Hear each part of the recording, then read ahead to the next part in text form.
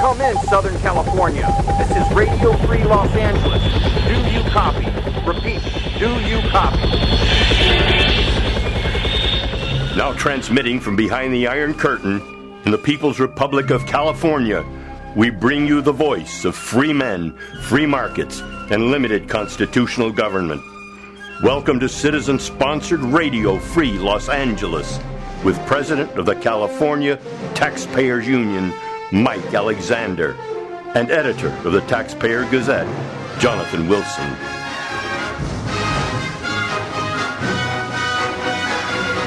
All right, here we are. Another Sunday night in summer. Glad you could join us. This is Mike Alexander and Jonathan Wilson with you. Be part of the show. Join us tonight. We've got a lot of great issues to talk about, especially taxes, as far as the eye can see. Call us at 866-870-5752. Tell us what you think. And remember, this is listener-sponsored radio, citizen-sponsored radio. We need your help. And, you know, before I ask for more, I ought to thank all the wonderful people who have been going to our website and contributing. They're making a huge difference. And I'm going to give you an update on our expanding union membership. It's very inspiring. It's the core of everything that we're doing, and it's essential. We need you to be part of the solution so we can attack the problem in this state, which is public employee unions and the incredible amounts of money they're taking in, but no more. I tell you, they're in trouble. And if you want to help us here, and we encourage you to do so, please go to radiofreelosangeles.net. Yes. I get my nets and orange. And don't forget, you can watch us and listen to us live on Facebook. Just search for Radio Free Los Angeles on Facebook, and you'll see the feed right there. Yeah, it's we're starting to get a lot more hits on that. Tonight, we have a number of issues to go over with you. As you know, here in this show, we don't focus on what I call the federal follies. Throughout the week, everybody is focused on Trump, because that's what the major media wants us to be focused on. In return, conservative media, and we all love these guys, Hannity, Levin, Limbaugh, and so many other wonderful people, including right here at this station, focus on the media, focusing on Trump and focusing on the federal government. That's fantastic. But there's a neglected part of public affairs, and that is the state and especially the local governments, which spend the same amount of money as the federal government all over again. We neglect them. Of all the money that's spent in the United States, half of it is spent by the feds, but the other half, which is just as big a number as the feds, the other half is spent by state and local governments, and as between the two, local governments collectively in the state of California spend far more than the state itself. So local government is not small, it's not narrow, it's not confined. In fact, it's not even local, because as you have learned and will continue to learn on this program, the local groups of public employees that work for these cities are extravagantly well compensated and will receive lifetime benefits and pensions at your personal expense. They've insisted that they're going to get their retirement before you set any money aside for yours. They're first. They're the real one percenters. But these people together have combined into unions, into very efficient political organizations, and they are the ones that set the agenda throughout the state of California, the fifth largest economy in the world, and they help to set the agenda at the national level too. That's how we get Nasty Pelosi. That's how we're about to get Gavin Newsom, or Newsom as his mother calls him. Nuisance, as I call him. And by the way, Jonathan's got a little bit of an update here, maybe on the Cox campaign. We're going to have to start watching this a lot closer than we were before. We're only 90 days out from the election, Jonathan. Yeah, we need to get busy. Everyone out there listening tonight, I want to encourage you guys all to get busy. And the way you get busy, join our effort. We've got lots of things to do in getting the vote out in Los Angeles County. We do, and we have three major issues. Right at the top of what we're doing going into this 90-day election period is the repeal of the gas tax. Now, that is Proposition 6, so it's yes on 6, or C on 6, all right? C on 6, all right? And for all of you families out there who think that these elections don't matter, believe me, the votes on these propositions matter a lot, and they make going to have a tremendous financial impact on you. As you know from our previous conversations, here in the state of California, that the recent gas tax increases and the increases in the licensing tax added $780, and that's going to be rising now with the rise of fuel prices. We're looking at basically $800 a year on the average family of four. All right, now that average family of four in Los Angeles County is probably a Latino family, and throughout much of the state of California, it's probably a Latino family. Believe me, the least discriminating tax that there is, and the most regressive, is a sales tax, a gas tax, a parcel tax. These hit everybody, regardless of income. They hit us the same, and they're hitting you hard. So if you think that only a small number of people in the state of California are paying taxes, you're wrong. Everybody in the state of California is paying taxes. It's just not that they're not all paying income taxes. And yes, to all you conservatives out there, fellow conservatives, yes, I know that there are many of us who pay the lion's share of California taxes, but the rest of those taxes are paid by a lot of people. And bear in mind, if you're paying rent, you're paying taxes. So all those taxes, additional property taxes, assessments, increases in assessments, all that sort of thing, those get billed to the landlord, but he's going to pass them on to you, the tenant, in the form of higher rent. So contrary to what they might think, it's not the rich landowners or property owners who are paying taxes. Tenants pay taxes, same way with corporations. Corporations don't pay taxes. Ultimately, it comes out of earnings, and shareholders pay taxes. The government people at the federal, state, and local level hide behind economic illiteracy, lack of awareness. That's a big part of what we're here to do, is to bring that home to all of you. The government is growing at an incredible pace and is sucking up everything in sight.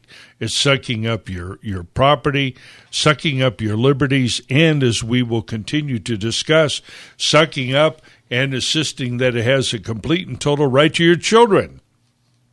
They're being carried off and sold to the far left here in the United States. It is a terrible thing. So you can strike back here. We, the people, now have an incredible opportunity to get tax relief. Yeah, what do you want, tax relief? What do you want now? All right, we need to give Sharpton and Jackson on here to record it because this tax is hitting everybody. Now, the proposition that is on the ballot this coming year is Proposition 6, and it's going to roll back the sales tax increases and gas tax increase that were put on here in the last year and a half or two of the California legislative session. Let me get my words together there. So it's going to repeal that. It'll come up to at least $800. If you think they're through taxing you, you're crazy. But what you can do is to go to Reform California's website there, and it's called gastaxrepeal.org. Very simple, gas, G-A-S, tax, T-A-X, repeal, REPEAL.org. Go there, contribute there to their effort. Some money. They've got signs that you can order up. We need to get our lawn signs out there. And there's going to be some other stickers that can be bought that can be put in the appropriate places. Gas stations, all that sort of thing. They're also having organizational meetings right now, so be sure to go to their website and check out the meetings, and be sure to attend one. We right. need to get organized. Yeah, we have one coming up in Ventura County on July 29th. That's tomorrow night. That's going to be at the Community Center in Camarillo. On the 30th in South Bay, Torrance, at the Sizzler. On the 30th in Santa Clarita, and on 31st in Bakersfield. This is Mike Alexander and Jonathan Wilson, Radio Free Los Angeles, 866-870-5752. Be right back. All right, back away. I just got the high sign from Jeff. How are you, buddy? We got Jeff at the controls in there. Do appreciate him. And we have Brooke here, who slid in like smoke in there, who's our call screener. She does a fabulous job. If you want to hear somebody who sounds a heck of a lot better than me, call Brooke. She's a lovely lady, and she will be glad to get you on the radio here and be part of this program. We've got lots of exciting things. If you think we need to be taxed more, or we're not quite taxed enough, we really want to talk with you, because you're the one. You're the one's got the answers. You can help us with all these. Now, when we talk about taxes, one of the reasons that we have high taxes is because we have big government. Let's return to our principles of government, the first one being Principia Politica, principle number one. The first job of government is to grow itself. And that means by taking in more money, undertaking more projects, taking over more of your life, regulating more of your property, telling you what to do with your business, telling you who, what, where, and how you can handle your wife, your children, your pets, your chickens, whatever. By the way, you say, chickens, what are you talking about? Well, I got a story for you later on, a proposition coming up later on that deals with chickens, free-range chickens to be exact. There is no end to the government. If you believe there's any limits to this thing, I want to hear from you. I want to know what they are. I hope you can articulate them, because I need some hope. I really do. I think this thing is expanding like topsy. And the people who have been behind expanding the government, of course, have been the people who benefit from it most. And that's public employees. It's very simple. They're running a business, and they're running a fabulous business. Those of you who run businesses like I do, you might think, well, gosh, government needs to be run more like a business. It needs to be more efficient. It needs to be more sensible. You've got it all wrong. You're looking at it from the wrong perspective. It is a business. It is run like a business. It is the most successful business in the United States. It has over a 50% market share, now doesn't it? Over 50% of our net income here in the United States, and sometimes a lot more, goes right into government. And what it doesn't outright steal from you, it often regulates away by diminishing the value of your property, restraining your liberties, or making it just tough to live, hard to go someplace. The government's got you bundling up kids with 5-point harnesses like you're going to put them in a jet aircraft and fly them around at 10 Gs. This is not what is. The government is out of control, and they have a system that is very, very simple. They hire these people. They get them lifetime job security, at an average here in Los Angeles County of $120,000 a year in pay and benefits. That's a lifetime job, followed by unlimited lifetime retirement at up to 90% of their pension. And you and I are going to pay for it all. That's their plan. So these people are out there growing government at every opportunity. And as we've spoken before, the main impetus behind illegal immigration is cash flow to the bureaucracy, because those kids that come here, come over at the border, are kids that are simply not being born here. Believe it or not, in many cases, we actually have a declining birth rate in some places in California. So we're importing these children to keep the public schools going and to make sure that these people have their jobs. That's simply how it works. And what they do is they form themselves into unions so that they have they're able to negotiate high wages, incredible benefits, unsustainable, might I add, completely unsustainable to keep it all going. And the secret of all of that is that they take money out of their dues and they invest in the political process. Now, that is what this recent Supreme Court suit, Janus, was all about.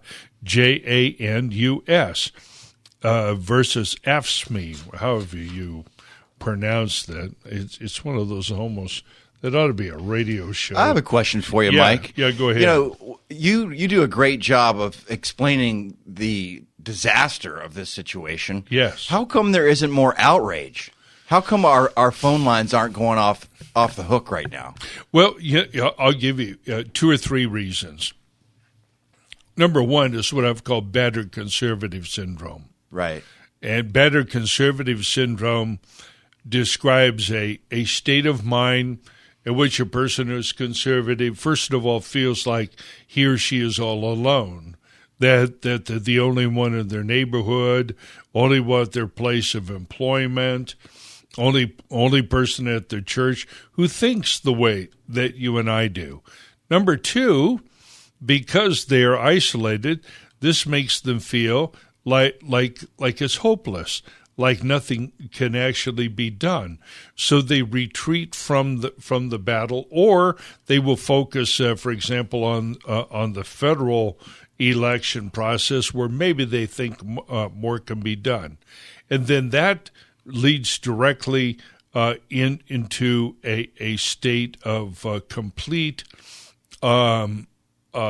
apathy, lower voter turnout, just the conviction that it doesn't matter. And this is a big part of what the voter correcting the voter rolls is all about. There's another category of reason for it. Of course, why isn't there more outrage? There is the impact of the public schools and public education. So from the very youngest of ages, children are taught to think that the state is good, that government is good, government is necessary. After all, there it is on Monday morning. It's picking you up from maybe a welfare household where you're getting fed with food stamps. You go to school. You get more of the same. You're taught by government people. They teach you government-approved thoughts, using government-approved texts. Mm-hmm. You engage in government-approved activities. You go into locker rooms that are government-approved and regulated, apparently now by the courts. I got a great story for you guys here later on about the boys and the girls' showers. And all that sort of thing. Then you go on to college, where the propaganda and all that sort of thing is reinforced once again. And then you have the major media who characterize people like us as being defective in some way. You know, we're the ones who have it wrong. We're the ones who are we're on the outs. And if you want to be respected and respectable, then you need to hold a certain set of opinions so that you can have a certain set of friends. It's a vicious cycle in which people go from one level of ignorance to the other. Then out here we have a certain group of us who don't agree with it, and that's really what happens. Yeah, and it's terrible. So if we can't wake voters up, do you see a solution? Oh, I think yes.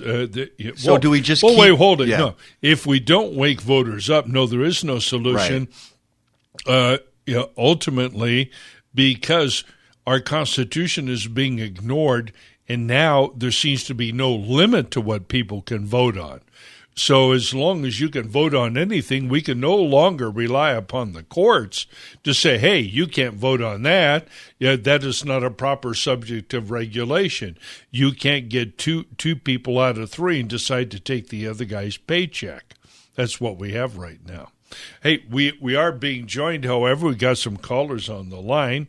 First caller here tonight is George from Los Angeles. Fire away, George. Hello. George, are you there? George of Los Angeles. Yes, I'm right here. Hey, there you are. Okay, we got Great. you in there. Yes, I just had one idea about a very small start. Sure. The one person on the Los Angeles City School Board that was just bumped off for some corruption, Yeah. that Only one? only one. But Okay. if that seat is a person that is for the school vouchers Yes. and these types of schools, I believe that there will be some competition. And just like we were talking about nationally for a meritocracy, Yes. if there is a meritocracy and a new system of pay for teachers and their retirement put into the voucher per student, Oh, yeah. the performance goes way up. Absolutely. It's called competition. George. That's right. And then the next Hey, year- George, how long have you been listening here? I've been listening for the last half hour since Okay. you started. All right. Okay. And so, yeah. No. I was just wondering because in previous editions, you'll be happy to know that we are huge supporters of the Educational Savings Account, which is a version of the voucher, and this initiative, which a group in Orange County is working on, and we are working on. You're going to hear a lot more about it. This Educational Savings Account initiative would do the following three things. Number one, it would establish at the beginning for each school-age child an educational savings account, and that's going to carry him or her right through through high school. Excellent. At the beginning of each year, into that account would be deposited approximately $10,000 or $11,000.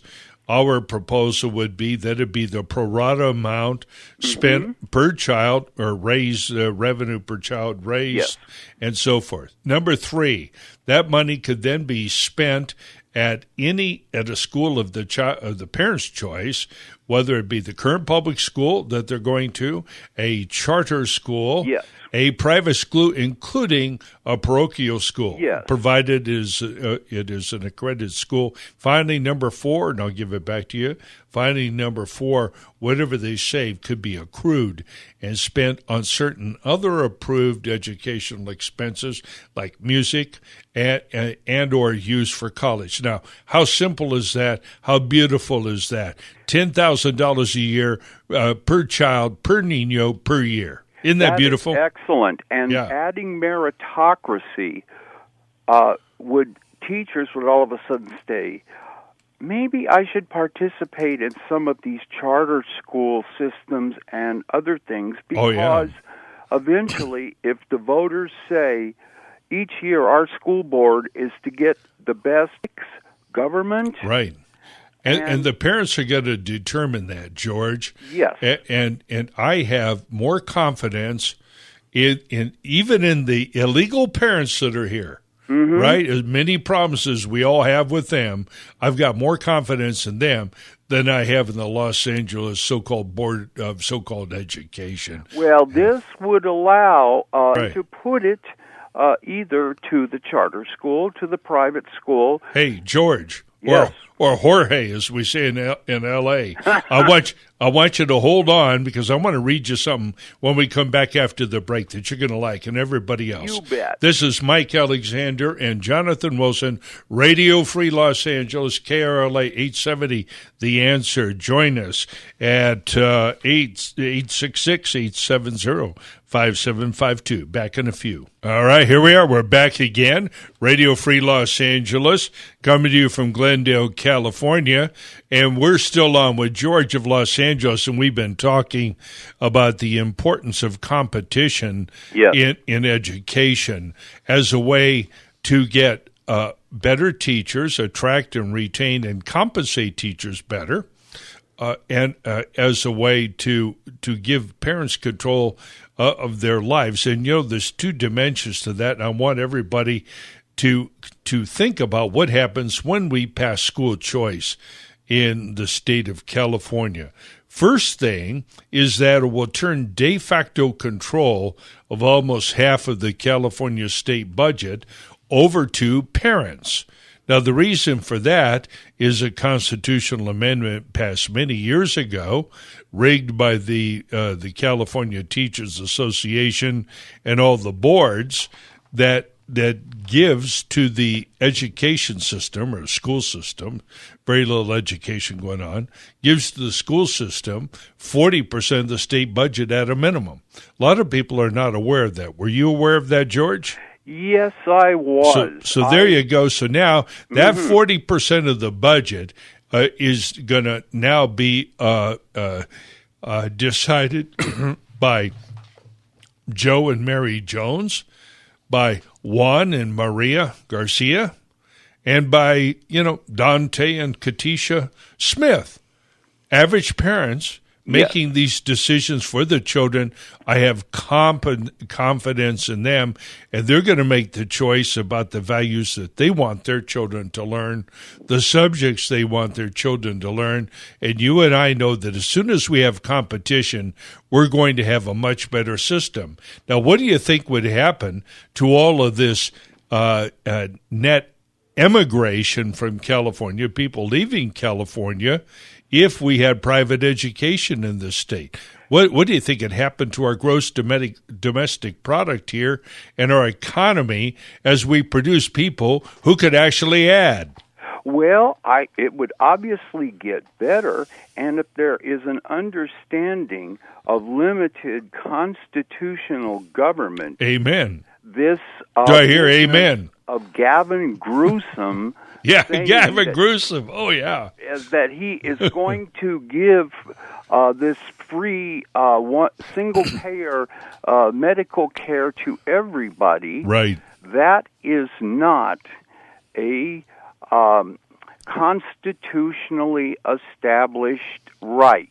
That's right. That is a service that people elect for themselves and pay for themselves. That's right. And so they figured at the state legislature that it would cost 3 to 4 times the annual state budget to pay for it for 1 year for the people that are here now. That's but right. They made a real big mistake. They computed that off of the Canadian system that takes about 28 days for a person to see their primary physician. Right. But the problem they forget has 4 times more physicians per capita than we do in this state. Right. So actually, it's more like a dozen times or more our annual budget just to provide, again, that's right. What are we providing? A bureaucracy or medical care? Right. The well, that's it. is, See, now their business model, can't do it. Their business model, they pretend to solve a problem, but that's a lie, a hustle, and a con, right? That's right. Don't believe any part of it. It's not about you. It's about them. George, I hope you won't be a stranger. If this is the first time you listen, I hope it won't be the last time. It's a great call. No, this has been, I listen to you every Sunday. Oh, good. I've done it for the last month. Fantastic. It's great, and what was the number of the California Association of Taxpayers Union again? Oh, our number, you go to Jonathan here. Yeah, the telephone number, you can call us at the office, 626-792-1772. And George, we'd love for you to come by the office and meet all of us. Great. Yeah. And you And take join the donations, union. of course, don't you? What's that? You take donations, don't you? Please. Of course. Okay. Fire away. Well, Tell them I where. think, Where to this give is us some something love. That definitely we need to do, and I think all of us need to contact the campaign of John Cox and get them to get some imaging going in the messaging for the election about this Gavin Newsom, because with all this heat wave and the dried excrement up there in San Francisco, he may have inhaled in some kind of E. coli. All right, George. Hey, keep me on the air, George. Come on, man. And George, just to let you know, please join the union. You know, we value monthly contributions, so even if you can do $5 a month, that would be a huge help. That's a key. Yes, a continuing, yes. You Yes. got it. So- supporter, you bet. Yeah, go to our website, CaliforniaTaxpayersUnion.org, and just click the join button. Okay. Yeah, in fact, if you'll hang on there, just give your telephone number to our call screener there, and we can be in touch with you. And if you can hear us in there, Brooke, take this man's telephone number for him. So at any rate, thank you, George. Great call. We now have on line 2 Dave from Orange County. I think I know this guy. How are you tonight, Dave? Hi. Good evening, and thank you for clarifying so well that the LAUSD and all these schools calling in illegal aliens is a business, and it's so true. That's right. Yes, it was great the way you put that, and there are so many. You can go category by category if you want. You can. The whole mechanism of this whole corrupt system where the Democrats are exploiting illegal aliens. And boy, the voters, y'all need to get out there and help your candidate, Republican candidate. There's some folks out there doing a really great job, like Jessica Martinez against Ian Calderon, the straw man. That's who I'm helping out. But listen, I want to tell you, Mike, how it's working from the bottom up to the school systems. Right. How they are doing this. You can go from the illegal alien themselves, their attitude, to the school system's attitude, to these Democrats who are just utterly corrupt. The whole Democrat legislature is corrupt, and they're dangerous right now. Yeah, but and Prop 47, AB 109, Prop 57, and that new one. Sure. AB 1018 they put in there. But I want before, go ahead, Mike. But what I was going to say is that we don't want to leave these despicable Republicans from Washington on down. We don't want to leave them out of this equation, because there are a whole bunch of them who are open border types, who are big government types. Let's not forget that the people who presided over the biggest so-called budget, let's call it the biggest bust in American history, was this Mitch McConnell and Paul Ryan. Right. Without putting the wall budget in there. And, and we got that Gang of 8 back in 2006. We defeated them who were trying to get amnesty. But real quick, I have to go, Mike, but I want to tell you from the illegal aliens perspective, and it has to be defeated. Look, a talk show host back in June, a very popular one, spoke about 75,000 illegal aliens came over the border in May and got away into the country. Most of them probably into California. That was May. It's going to be 1 million in a year. That's shocking, and we got to stop it. But let's take a look from the illegal alien perspective. What the Democrats are exploiting.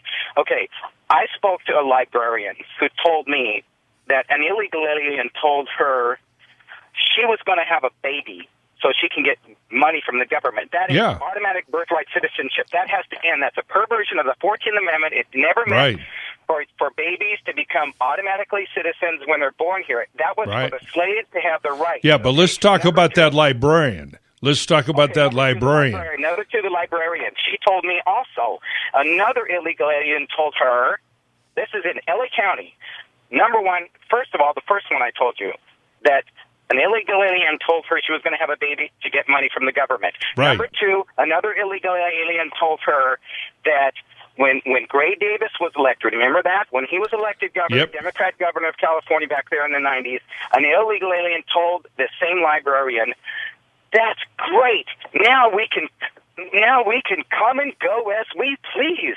Right.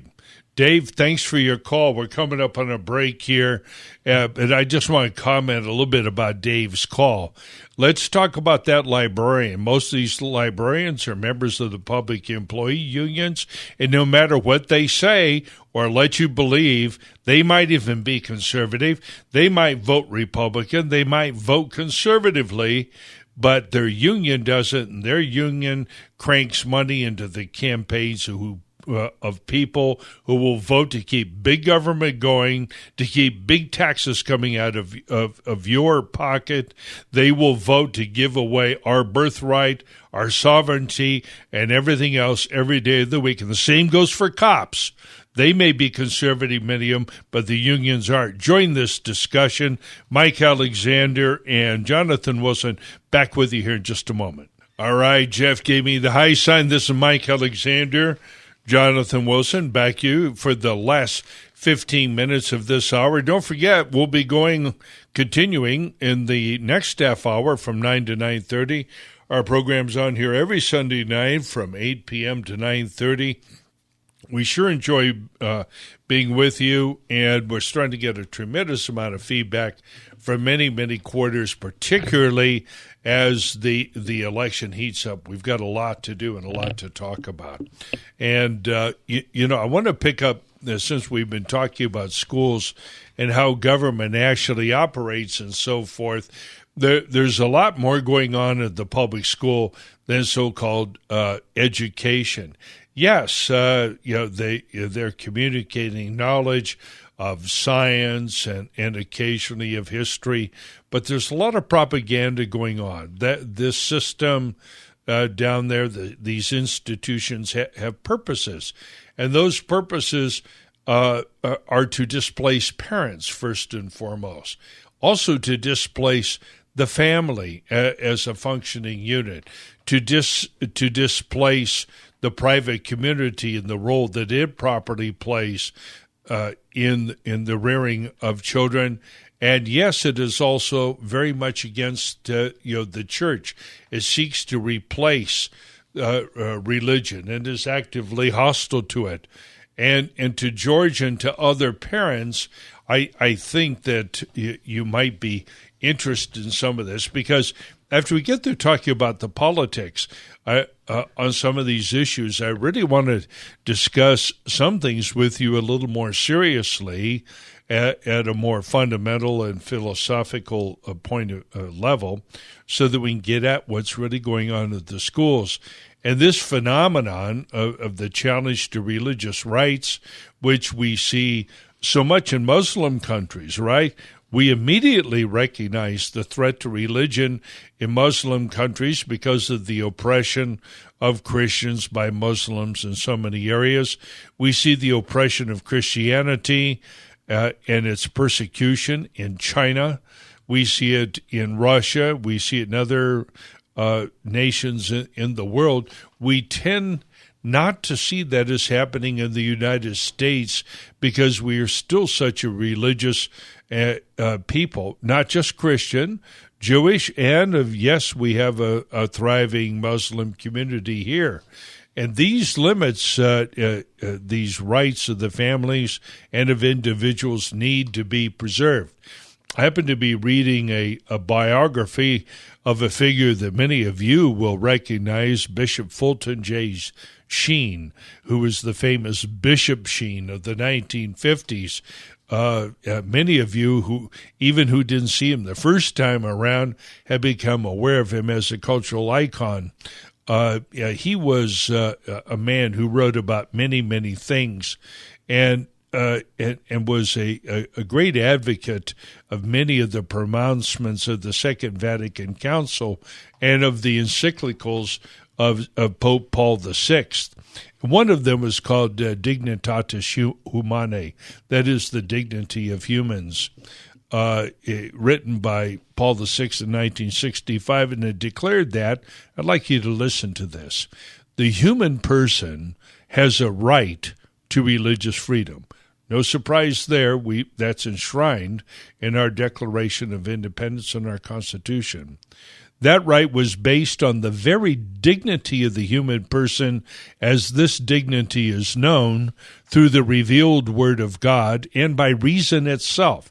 Faith and reason are important in arriving at our understanding of human nature. The exercise of religion, of its very nature, consists before all else in those internal, voluntary, and free acts whereby man sets the course of his life directly toward God. No merely human power can either command or prohibit acts of this kind. That is, you can't force anybody to do it, and you can't prevent anybody from doing it. And here's the one the paragraph that I like best.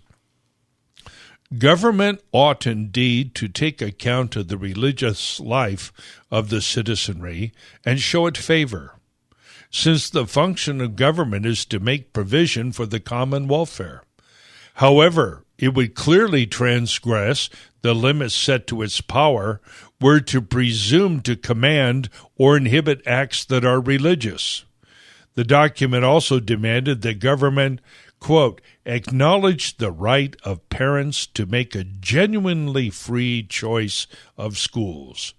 The rights of parents are violated if their children are forced to attend lessons or instructions which are not in agreement with their religious beliefs, or if a single system of education from which all religious formation is excluded is imposed upon all.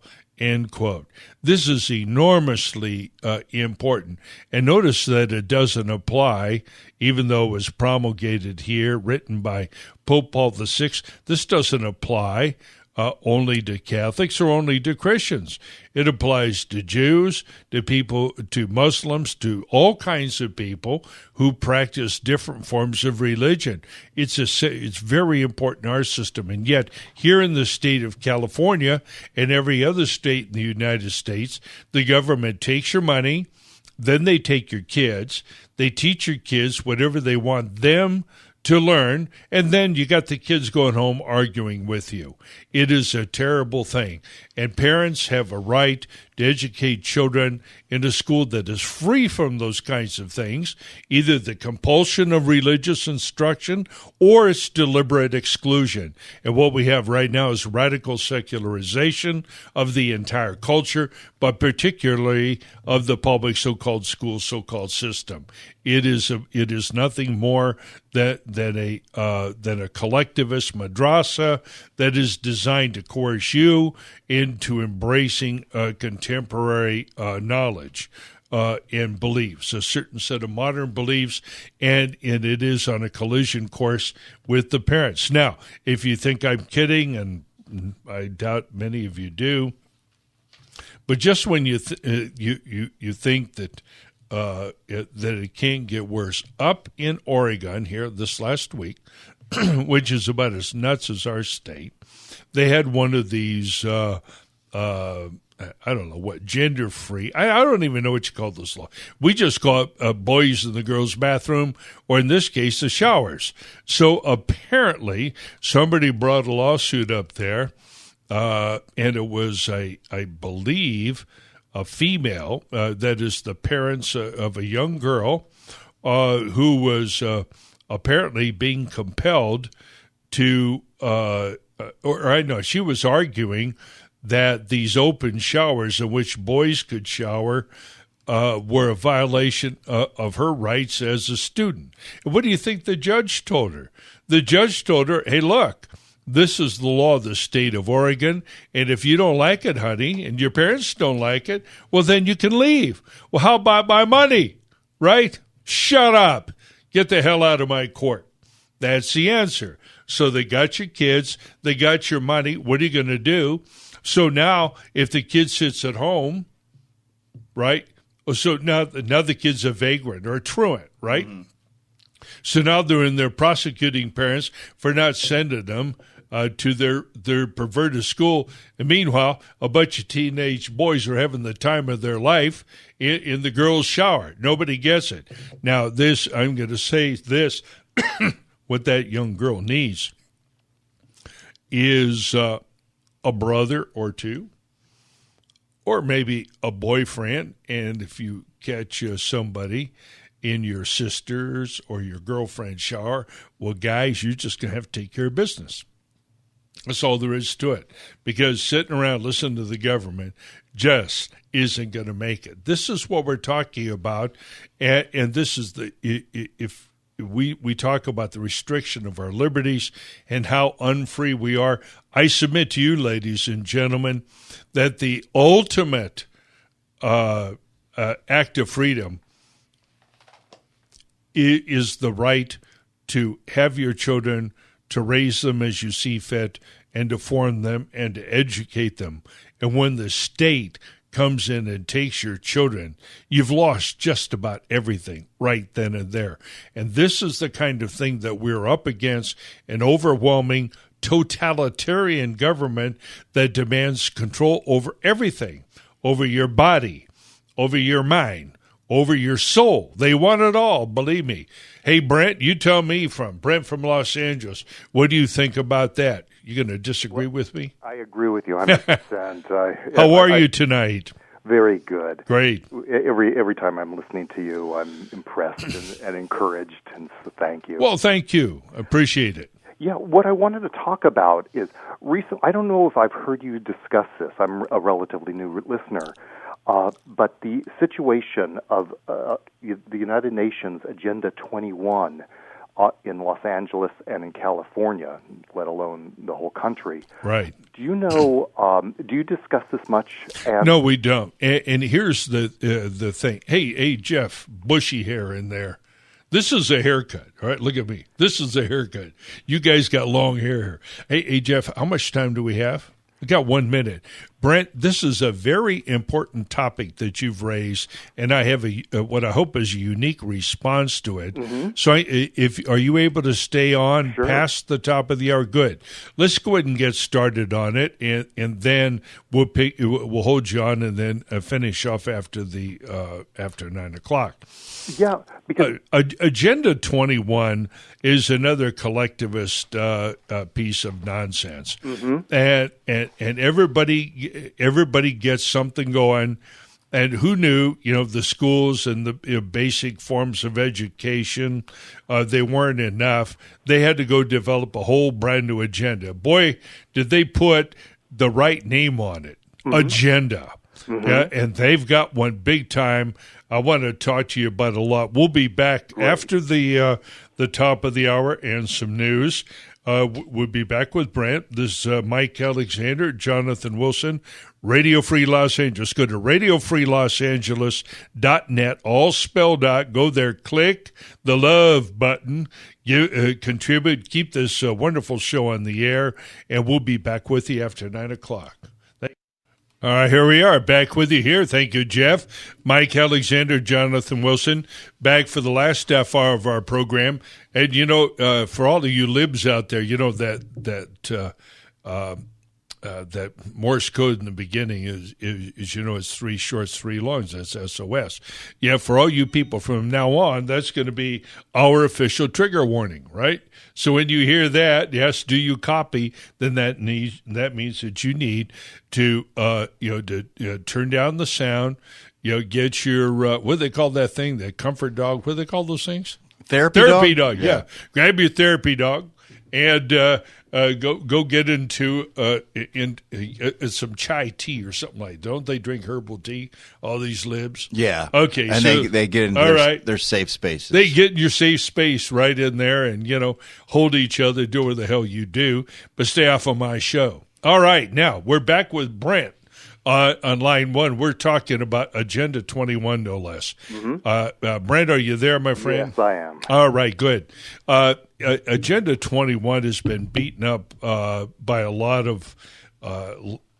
of different places, and we all know that it's about many things, maybe everything, but education. What I want to say about Agenda 21, it's brought up. It was the grist for the conservative mill for a long time.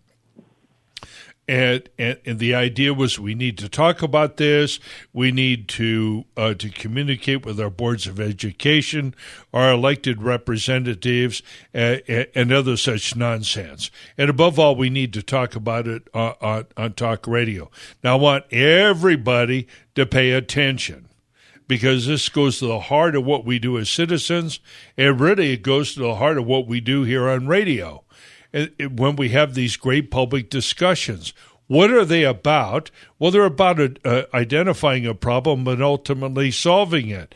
But I'm going to tell you right now that it is impossible to reform a government organization or any business from the outside. It's another business.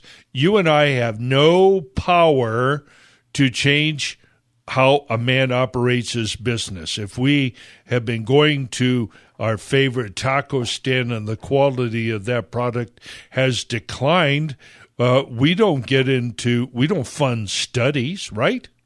You know, we don't set up citizen or taco committees of citizens.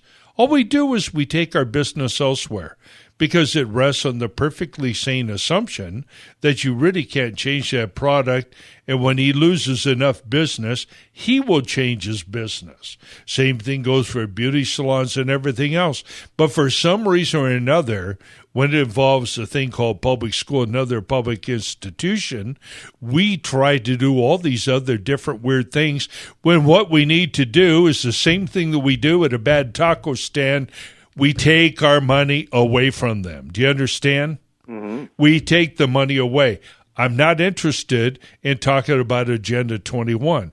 That's not directed at you personally. I'm just talking as a broad political matter. What I want to do is get the kids out of there. And if they want to run Agenda 21 with whoever's left over there in whatever language they want to teach those kids, fine, knock yourselves out. That's up to the parents.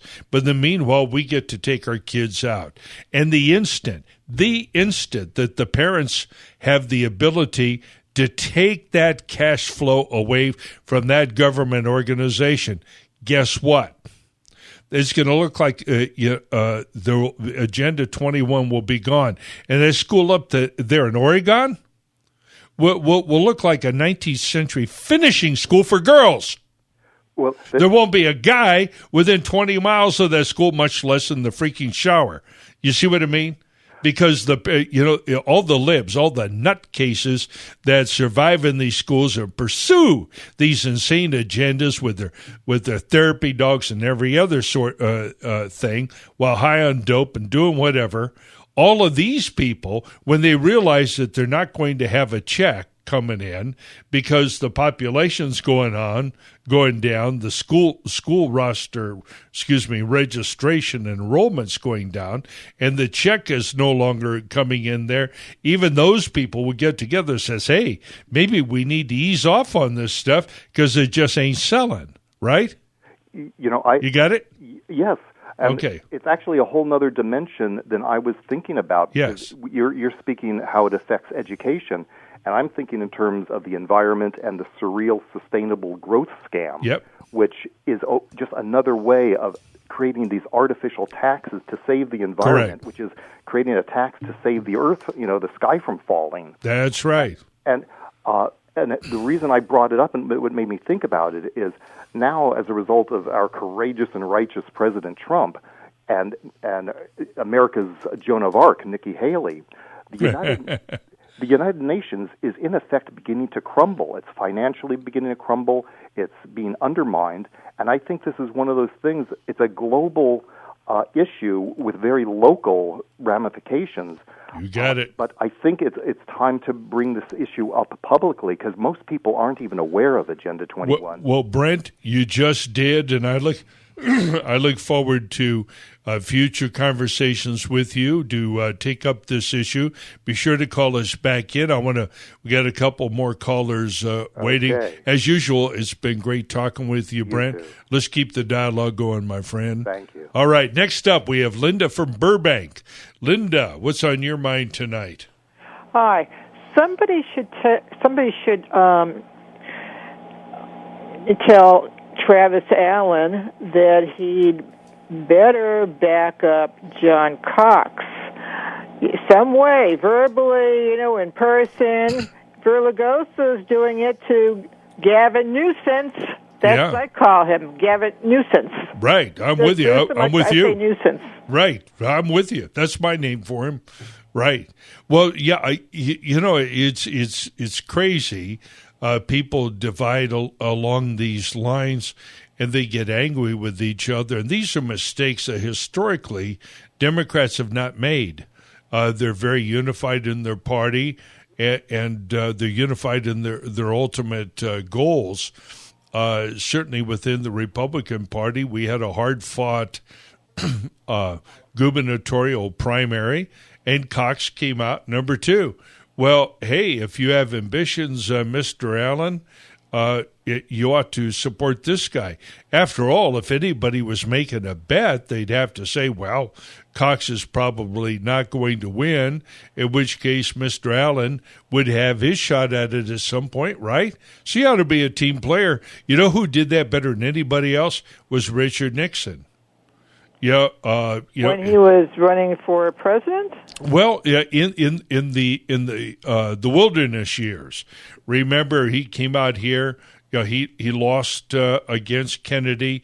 He came out here, ran against Brown, lost that in typical Nixon fashion. He says, "Well, this is it. You won't have Nixon to kick around anymore." And so Nixon went off, licked his wounds, and began one of the great political comebacks in American political history. One of the things that marked his success was he campaigned relentlessly for Republican candidates across the country. Bill Clinton's been known to do that. It's just bad politics, Travis. If you're doing it, get on the team bus. Hey, Linda, how long have you been listening to our show, ma'am? Off and on. Okay. For some weeks. All right, great. Well, I hope we're meeting your expectations, and I hope you like the focus on local and state issues. And we love your participation. Please don't be a stranger. Feel free to call in again, all right? Okay. Thank you, ma'am. We now have Mark. Is this Mark Moser for his weekly update? Huh? President accounted for. Mark Moser, running for Secretary of State. Hey, how are you, Mark? Hello? Yeah, there you are, Mark. Can you hear me? Mike Alexander here. I can hear you just fine. There seems to be some background noise. Oh, there we are. Now we got you. I think it's a clear signal now. Where are you tonight, Mark, in your bicycle odyssey? Well, I am in Imperial County. I just got done speaking to a whole group of people in Imperial County, actually in the city of Imperial, which is just north of El Centro. Yes. Which two days ago was one of the second or third hottest place in the entire state. Today it's much more comfortable. Yeah. It was kind of funny. I got out around 3 o'clock. Hey, it's only 102 degrees. Hey, Mark, you hear that music? We have a short break. Hang on. We'll come back to you. I'm just dying to hear what people are saying down there. Mike Alexander, Jonathan Wilson, Radio Free Los Angeles, radiofreelosangeles.net. Back with you in one. Okay, here we're back with you. Radio Free Los Angeles, Mike Alexander. We have on the line Mark Moser, candidate for Secretary of State for the state of California, be our chief elections officer and the enforcer of integrity in the voting process.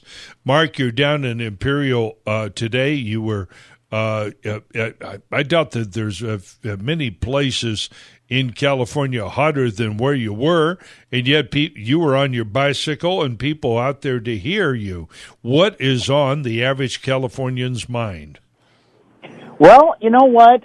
This last week since we talked, I went through Death Valley, went out to Baker, actually started with Shoshone, Baker, Needles, Blythe, and finishing up the week in here. And it's actually quite interesting as I, talk to people. I had a very interesting conversation with somebody whose grandfather was a state senator back in Pat Brown's day. Mm-hmm. And, he's a progressive, but he said, you know what, the Secretary of State is a position where it doesn't matter your party's preference as long as the person is actually doing the job of conducting fair and honest elections. And that's right. He actually understood that the Secretary of State should not be this partisan position, that the person counting your vote, your vote shouldn't count whether or not you're a Republican or Democrat. And that's right. It was actually interesting to have somebody who is on the complete opposite side ideology of me actually recognizing that issue. And he actually appreciated me coming through town because he lived in a very, very small town, and it's like, hey, they never see statewide candidates, and that meant a lot to him. Sure. But as I've been traveling around the state, I could kind of summarize the general thought of the people of California as this, and you've probably heard the saying before: whiskey's for drinking, water's for fighting. And there's a lot of people where I've been on the east side of the Sierras. Yes. That just what is going on with our water has been a major issue. Forest fires, proper forest management. I've had a lot of people talking about that. And, people who are just frustrated with L.A. or San Francisco dictating how they have to live their lives in rural California. There's just been so much frustration. It's like, why won't they just let me farm? Why won't they just let me mine? Why won't they just let me, do my profession of, forest management? I mean, why is Sacramento or San Francisco or L.A., who have no idea what life is like out here on the east side of the Sierras, why are they dictating to me what I have to do and what I can't do? And exactly. Even though it has nothing to do with elections, I mean, it's just been, there's a lot of frustration out of here where they just don't feel like they are understood by Sacramento, and that, Sacramento, we jokingly said, what needs to happen is every politician in L.A. and San Francisco needs to be brought out here, take their cell phone away and drop them off, and by the time they get back home, they will have a whole new appreciation for the other California. Right. We could have them do a day's work while they're out there, too. That would be refreshing. Mark, see, those are the things. Thank you so much for bringing us those insights. We have such a big, huge, I hate the word diverse, but it really is a state. Every kind of topography, so many different kinds of climates, and a state that is geographically rural, but demographically urban because of the populations. And the rest of the state is a if you look at it, it's red, except for these blue pus pockets along the coastal areas that are dominated by liberals and nutcases and Republicans who ought to know better. The rest of the state has a very different view of America, a very different view of life, and they're completely ignored. These are great stories. I love to hear them. And nobody's out there doing this. Yeah, we know about these forest fires in Redding. It was 2 weeks ago that I called in where I was in Trinity County when we talked. Mm-hmm. And I had just got done meeting with a bunch of people there who were, talking about the problem of forest fires in Trinity County and how the Forest Service and the environmental groups are preventing them from doing, removing enough trees that it creates a fire block so that they, when these forest fires happen, they're not as aggressive. And they talked about how because you had all these lumberjacks out there doing this selective thinning. When there was a forest fire, there were hundreds of people who were there instantaneously. You didn't have to wait for CAL FIRE to drive a couple hours to get there because you had you had experienced lumberjacks who knew how to put out fires within a quarter of a mile or a half a mile or whatever,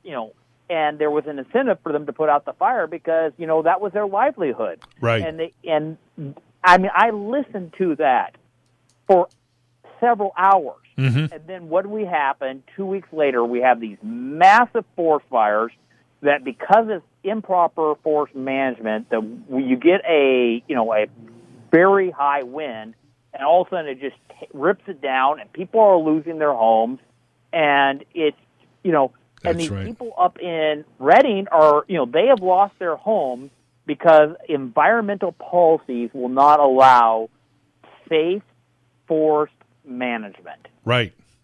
Yeah, they don't want to manage it, and they're trying to return us to a primitive state. They hate the modern world. They hate the modern economy.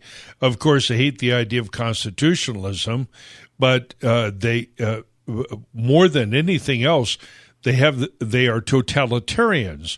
They demand control of the entire economy, and as I've said ever so many times, there's no evidence that these people can run anything, and yet they demand to run everything, from healthcare, complete control of the farming landscape, water no less, food. There's no end, medical care. There's no end to these people's desires, and I'm delighted that at least one statewide candidate is out there listening to the people, and I have a special word for those of you who are listening to me and this audience up here. We need to be aware, not just the politicians need to be aware of the farmers' plight in Kern County or Imperial or Fresno, but we here in the urban setting should be just as concerned about our fellow citizens' rights in Imperial County as we are about our rights in running our businesses here.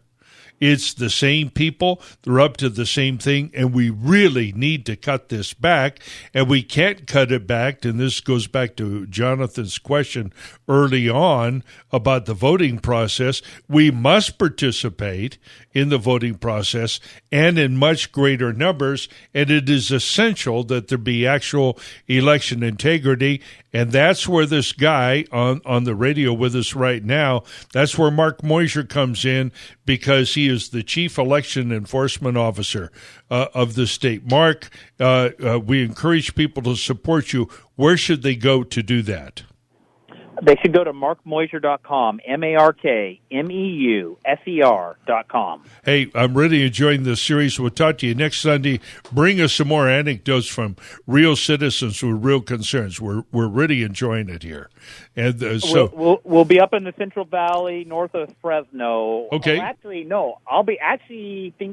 I may be in Mariposa next Sunday. I can't keep track of my schedule, but we'll be moving north now. So. All right. We're our reporter at large, candidate for Secretary of State, Mark Moyser. Over and out. Talk to you next week, Mark. Talk to you next week. All right. Bye-bye. All right. Now, we're coming up on the end. How many minutes do we have here? We got 2 minutes. Can you do Government Grifter of the Week at 2 minutes? I think we'll give it a shot. Music maestro, please. And now, live from Glendale, California, it's this week's Government Grifter Awards. And Mike, our nominees come this week from Redding, California. Oh, yeah. Yeah. So, you know where Redding is, right? Yeah. Have you been up there? I've been through it. It's a beautiful area. Yeah, really gorgeous. Beautiful area. Well, our first nominee title, and these are 2017 pay and benefits. Yeah. Total pay and benefits, and we get this information from transparentcalifornia.com. Mm-hmm. The first nominee is gardener. Okay. Right. And the gardener, it doesn't say senior gardener or assistant gardener, it's just gardener. Okay. He's a humble man. I'm modest. Total pay and benefits, $95,000 a year. Whoa. Whoa. That's a well-paid gardener. Whoa. And our second nominee is accountant 2. Not one. Not a senior accountant, just accountant 2. Accountant 2. $124,000 a year. Holy mackerel. Right, that's not a CPA. Right. He's just a number buster. Right. And he's the guy who sends out the fine slips. Didn't you have one you wanted to nominate? Well, yeah. Well, I like all the wastewater collection lead workers. These are sewer guys, okay? Well, wastewater plant, collection, all that. They go from 105. One of these guys here who coordinates the sewer water, right? He gets 136. The regular old Nortons, they're picking up 105, man. Remember Ed Norton? Yeah. The honeymoon. Well, there's an Hey, wind it up. All right. Who's doing? Well, our last nominee, drum roll, and the winner of this week's Government Grifter Awards is the Assistant Director of Electric Utility at $276,000 a year. Whoa. Amazing. Congratulations, Assistant Director of Electric Utility. Hey, if you get this thing, you call us because we want to know what you do for that kind of money. All right. Well, hey, it's been a great show. Thank you to everybody who works here, our call screener there, the lovely Miss Brooke, and Jeff. Thank you, sir. It's been another great week. I want you to join us next Sunday night. Meanwhile, this is citizen-sponsored radio. Go to radiofreelosangeles.net. Get there, join the union, and help us. We've got the other unions. They're on defense. They're totally defensive. Let's go get them. See you next week.